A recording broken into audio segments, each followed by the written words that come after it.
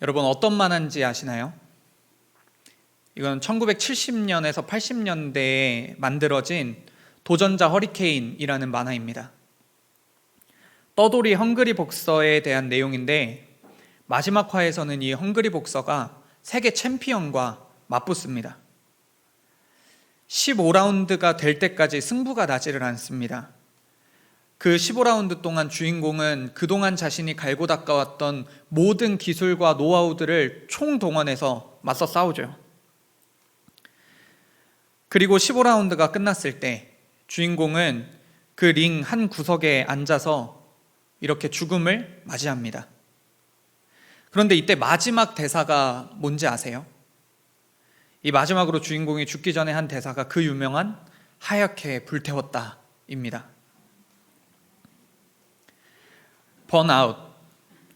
의욕적으로 일에 몰두하던 사람이 극도의 신체적, 정신적 피로감을 호소하며 무기력해지는 현상을 의미합니다. 모닥불을 피울 때 장작을 이렇게 쌓아놓고 불을 피우잖아요. 장작이 넉넉히 있을 때는 불이 아주 활활 타오릅니다. 그런데 그 장작이 모두 불타버리면 그 자리에는 빨간 불씨만 남게 되죠. 그 불씨로 암만 불을 만들려고 부채질을 하고 그 위에 별 짓을 다 해봐도 새로운 장작을 추가하기 전까지는 절대 불이 붙지 않습니다. 심지어는 기름을 들이부어도 잠깐 불탈 수는 있겠지만 이내 다시 불씨로 변합니다. 혹시 이런 말을 들어보셨나요? 아무것도 안 하고 있지만 더욱 격렬히 아무것도 안 하고 싶다. 이게 무슨 이상한 소리야 라고 느끼실 수 있겠지만 번아웃을 경험해 본 사람들은 이 말이 무엇인지 아주 절실히 깨닫고 있을 겁니다. 무언가를 할 만한 힘도 의지도 열정도 없는 상태, 그 상태를 우리는 번아웃이라고 합니다. 성경에 나오는 인물들 중에 가장 위대한 선지자를 뽑으라고 한다면 많은 사람들이 엘리야의 이름을 말할 겁니다. 엘리야가 누굽니까? 전설의 850대 1의 싸움을 싸워 이긴 선지자입니다. 그가 활동할 당시 이스라엘은 무능한 왕 아합과 바알 숭배자였던 이세벨에 의해서 완전히 무너지고 타락했던 최암흑기의 시대를 보내고 있었습니다. 하나님의 제단이 모두 무너졌고요. 하나님의 선지자들은 아주 잔인하게 죽음을 맞이했습니다. 사람들은 하나님을 외면했고 바알을 향해 열광하면서 문란한 생활들을 이어나갔죠. 하나님이 세우신 이스라엘 안에서 하나님을 따르는 사람들이 비주류가 되어버린 아주 아이러니한 상황이 펼쳐집니다. 그때 엘리야는 바알 선지자들과 아세라 선지자들을 갈멜산으로 부릅니다. 그랬더니 바알 선지자 450명, 아세라 선지자 400명이 엘리야 앞에 나오지요. 엄청난 수적 열세에도 불구하고 엘리야는 쫄지 않았습니다. 오히려 하나님을 의지하여서 담대하게 그들과 맞섰지요. 그리고는 850명 앞에서 아주 멋있게 승리를 거머쥡니다. 제단과 제물에 불이 떨어져서 우리 하나님이 살아계신 유일한 신이라는 그 사실을 담대하게 보여주었죠. 그리고는 그 850명의 이방 선지자들을 한 명도 빠져나가지 못하게 잡은 뒤에 그 산에 내려가서 모조리 처형시켜버립니다. 그의 업적은 여기서 끝나지 않습니다. 당시 이스라엘에는 3년 6개월이라는 아주 극심한 가뭄이 있었는데 그는 대결 후에 아합 왕에게 이렇게 선포합니다. 왕이시여, 올라가서 먹고 마시소서. 큰 비가 올 겁니다. 그리고 엘리야는 갈멜산에 올라가서 하나님께 다시 기도를 막 합니다. 그랬더니 저 멀리서 먹구름이 몰려오는데 순식간에 하늘이 어두워집니다. 그리고는 그토록 기다리고 기다리던 비가 내립니다. 엘리야를 보면은 막힘이 없었습니다. 그에게 실패란 없었어요.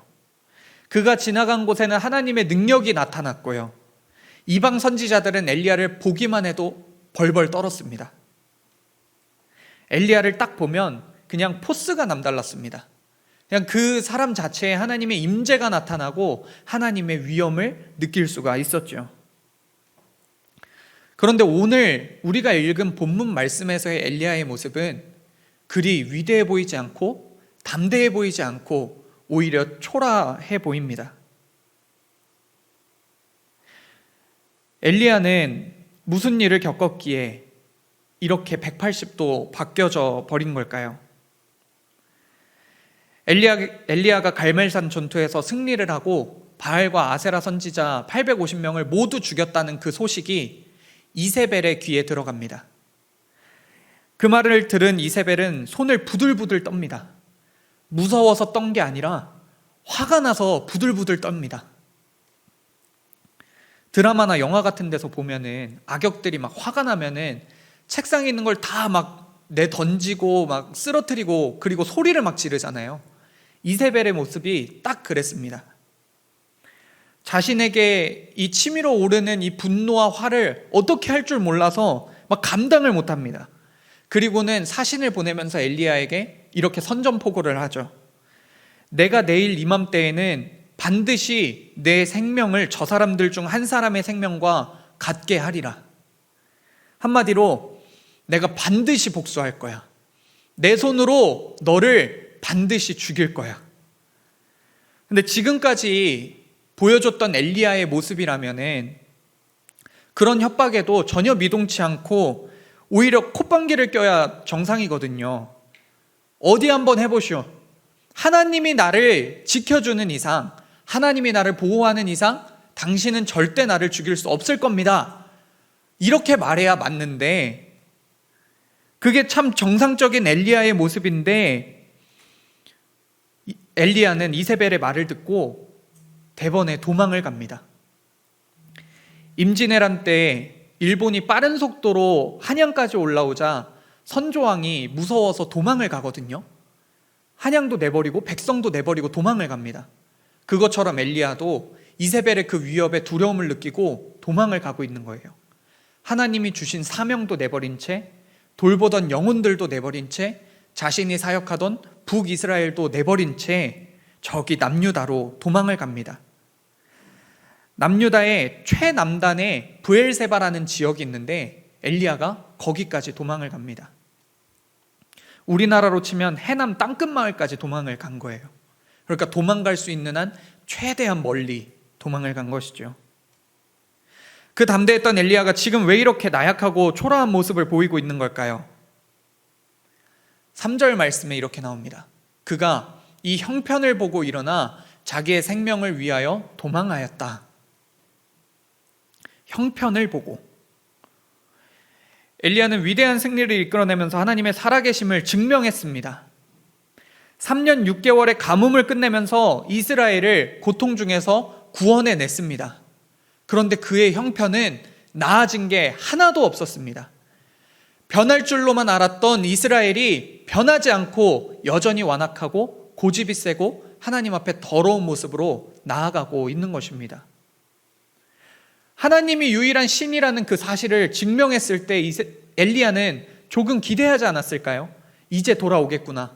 이제 하나님의 제단이 회복되겠구나. 그러나 여전히 변하지 않은 것입니다. 해보지도 않고 포기한 사람들은 뭐 이렇게 자기를 위안하죠. 내가 안 해서 그렇지 하면 될 거야. 근데 해봤는데 안 되는 걸 경험한 사람은 완전히 이렇게 좌절해버리는 겁니다. 이렇게 절망할 수밖에 없는 겁니다. 요즘 세대들이 금수저, 은수저, 흙수저를 나눠서 막 분노하고 있죠. 이것에 절망하고 있죠. 왜 그럽니까? 그들이 금이 돼보려고 한번 죽기 살기로 노력을 해보는데 그런데도 아무리 노력해도 그 간격이 좁혀지지를 않는 거예요. 오히려 그 간격은 더 벌어져 버리고 변하는 게 없으니까 막 이 치밀어 오르는 화에 어쩔 줄을 몰라 하는 겁니다. 엘리야도 그래서 무너진 겁니다. 또 그는 어떤 형편을 보았을까요? 그는 자신 혼자만 남게 된 형편을 보았습니다. 함께하던 동역자들은 이세벨의 손에 모두 죽임을 당했습니다.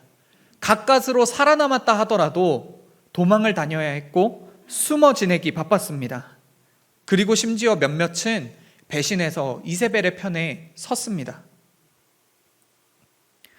누구 한 사람이라도 함께 해주면은 그래도 숨통이 좀 트이겠는데, 동역자가 한 명이라도 있으면 다시 힘을 내보겠는데 그는 혼자였습니다. 바뀌지 않는 상황, 그리고 혼자 싸워야 하는 그 외로움, 이런 형편을 보게 되니 엘리야는 극심한 피로감과 회의감을 느껴서 결국 번아웃 되어버린 겁니다. 그리고 도망을 치고 있는 것이죠. 그는 해가 쨍쨍 내리쬐는 광야로 들어갑니다. 그리고 로뎀나무 아래에서 완전히 뻗어버렸습니다. 우리 주변에 보면은 이 로뎀나무라는 이름을 쉽게 찾아볼 수 있는데, 로뎀나무 카페, 로뎀나무 병원, 로뎀나무 식당, 로뎀나무 펜션, 굉장히 쉽게 그 이름을 찾아볼 수가 있습니다. 전 그래서 그 이름들을 볼 때마다 로뎀나무를 생각하면은 이렇게 줄기가 튼튼하게 굵고 키가 큰 느티나무 이미지가 생각이 났거든요. 그래서 그 밑에 내려가면은 햇빛을 피할 수 있고 편한 쉼을 얻을 수 있는 그런 나무라고 생각을 했습니다. 그런데 이게 바로 로뎀나무입니다. 1m 남짓 크기의 볼품없는 쌀이나무입니다. 저기 그늘 크기를 보십시오. 사람이 들어가서 쉴 수 있겠습니까? 너무 더워서 정말 조금의 그늘이라도 필요해서 저기에 머리라도 넣어서 쉬게 되더라도 시간이 조금 지나면은 그늘의 위치가 바뀌어서 또다시 햇볕에 노출되는 게 바로 이 로뎀나무입니다. 그러니까 엘리야는 지금 쉬려고 로뎀나무 아래에 누운 게 아닙니다. 정말 너무 지쳐서 이제 도저히 한 걸음도 내디딜 수가 없어서 모르겠다 하고 누웠는데, 그곳이 바로 로뎀나무 밑이었던 것이요. 로뎀나무 아래에 누워서 엘리야는 하나님께 이렇게 말합니다. 하나님, 이만하면 됐습니다. 이젠 제 목숨을 거두어 주십시오. 저는 이제 더는 못하겠습니다.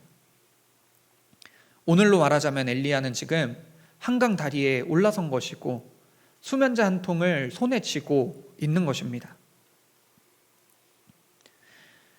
이철환 작가가 쓴 책의 제목입니다. 예수 믿으면 행복해질까? 많은 생각을 하게 하는 제목이죠.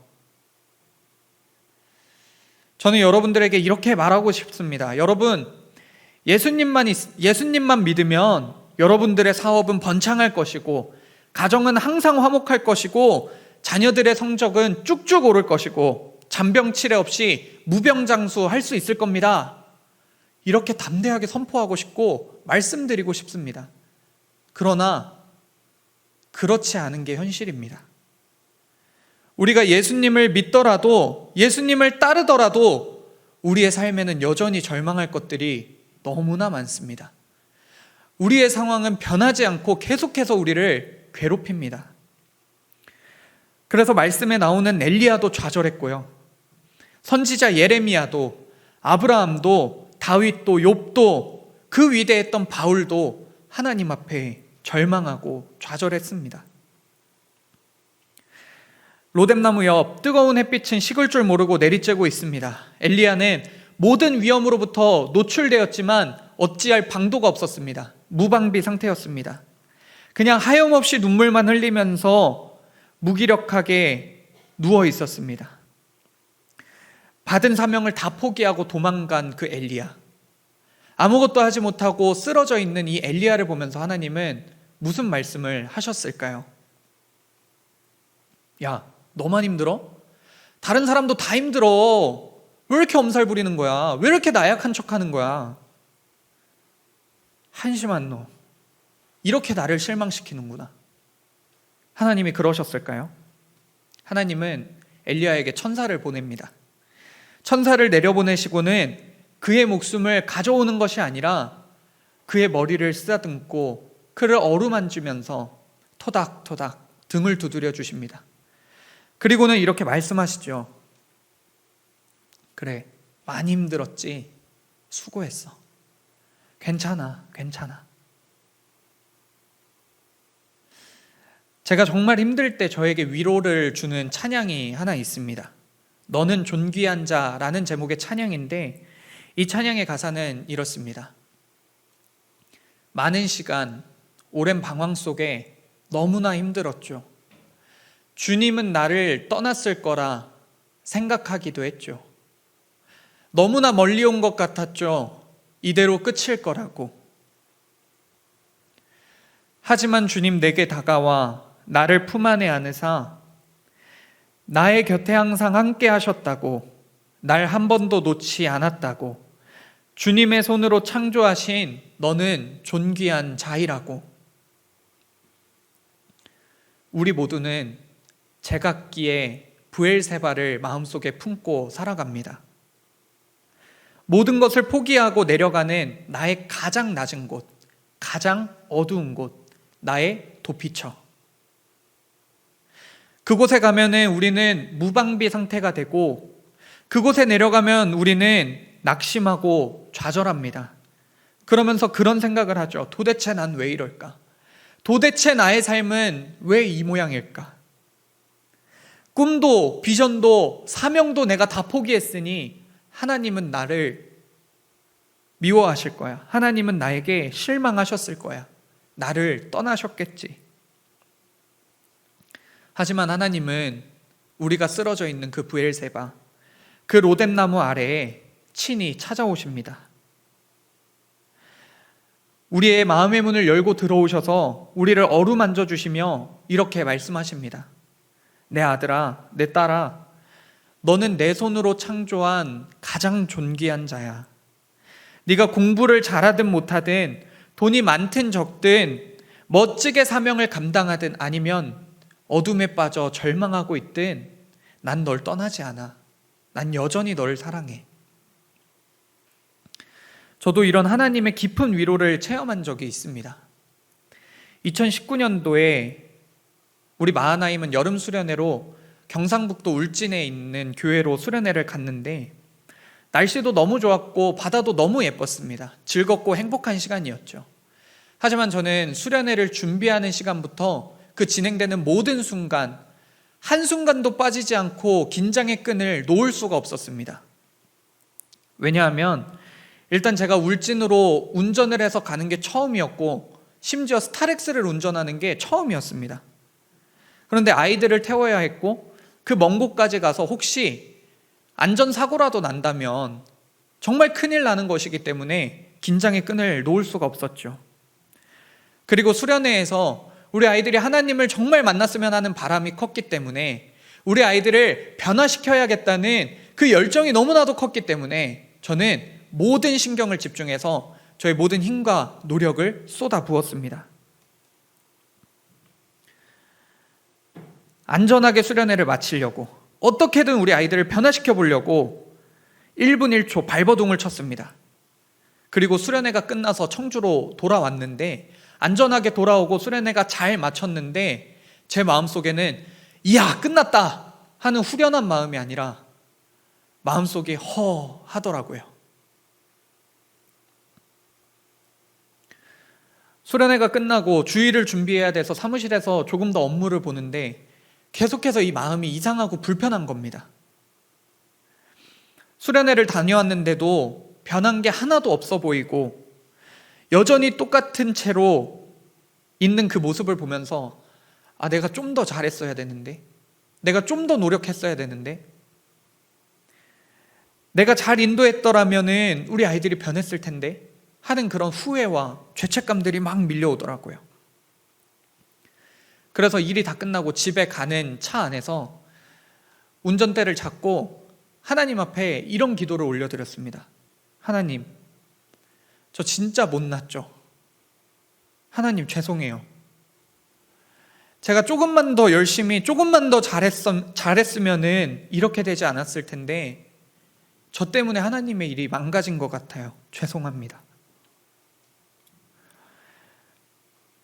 그렇게 불편한 마음으로 제가 운전대를 잡고 신호를 기다리고 있는데 하나님이 저에게 이렇게 말씀하시더라고요. 제 마음속에, 완수야, 나는 네가 우리 마하나임 데리고 그 먼 곳까지 가서 수련회를 하고 와서 얼마나 기쁜지 몰라. 내가 너한테 얼마나 고마운지 몰라. 고생 많았어. 수고했어. 제가 그때요, 엉엉 울면서 운전을 해서 집까지 갔습니다. 저는 하나님이 저를 미워하실 줄 알았거든요. 하나님이 저를 혼내실 줄 알았거든요. 야, 너 그렇게 했으면 안 됐지, 이렇게 말씀하실 줄 알았거든요. 근데 하나님은 수고했다고, 고생 많았다고 저를 위로해 주시더라고요. 영국의 빅토리아 여왕 시절에 신하 한 명의 얼굴에 근심과 걱정이 가득해 있었습니다. 여왕은 그에게 무슨 일이 있는지가 궁금해서 그에게 사정을 물었죠. 알고 보니 그의 아내가 임신한 채로 자녀를 기다리다가 유산을 한 겁니다. 그리고는 좌절하고 절망에 빠져서 죽음까지도 생각하고 있었죠. 빅토리아 여왕은 그 소식을 듣고는 그 집을 방문한 뒤에 그의 신하의 아내를 만납니다. 그랬더니 단지 여왕이 만나기만 했는데도 그 아내는 완전히 회복되어서 다시 일상을 회복했습니다. 신하는 아내에게 궁금해서 물었습니다. 아니 여보, 여왕님이 당신에게 무슨 말을 해주었기에 당신이 이렇게 회복된 거예요? 아내가 말했습니다. 여왕님은 제 손을 잡고 꼭 한마디 해주셨습니다. 당신의 마음이 어떤지 내가 잘 알아요. 근데 그 순간 저는 떠올랐어요. 빅토리아 여왕님도 얼마 전 유산을 경험했다는 것을요. 저는 혼자가 아니란 걸 알게 되었고 다시 회복할 수 있었습니다. 우리는 누군가가 나와 똑같은 고통을 받고 있다는 사실만으로도 위로를 얻습니다. 그래서 하나님은 예수님을 이 땅 가운데 내려보내셨죠. 쓰러져 있는 우리를 바라보면서 다그치고 혼내시는 것이 아니라 인간의 몸을 딛고 이 땅 가운데 내려오셔서 똑같이 배고파하시고 똑같이 외로워하시고 똑같이 사람들한테 배신당하시고 결국에는 십자가를 지심으로 우리를 위로하셨습니다. 사랑하는 여러분, 많이 힘드시죠? 제가 감히 추측할 수 없을 만큼 치열한 삶을 살고 계시죠? 잘하고 있는 건지 옳게 가고 있는 건지 너무 어려우시지요. 가장 큰 문제는 너무 힘든데, 정말 지치는데 이 마음을 어디에도 말할 곳이 없고 떼쓸 곳이 없고 편하게 마음을 내려놓을 곳이 없다는 게 가장 큰 문제지요. 그 마음을 하나님께 내려놓으시기 바랍니다. 하나님께 다 말하세요. 너무 힘들다고, 진짜 죽을 것 같다고, 도대체 나한테 왜 이러시는 거냐고. 로뎀나무 아래에 드러누워서 하나님께 기도했던 엘리야처럼 다 내려놓으십시오. 그러면 반듯하지 않아도, 거룩하지 않아도, 능력이 좋지 않아도 우리를 사랑하시는 그 하나님의 위로가 여러분들에게 임하실 것입니다. 하나님은 우리를 어루만져 주시고 위로해 주십니다. 찬송하리로다. 그는 우리 주 예수 그리스도의 하나님이시요 자비의 아버지시요 모든 위로의 하나님이시며 우리의 모든 환난 중에서 우리를 위로하사 우리로 하여금 하나님께 받는 위로로서 모든 환난 중에 있는 자들을 능히 위로하게 하시는 이시로다. 아멘. 우리 함께 찬양하겠습니다.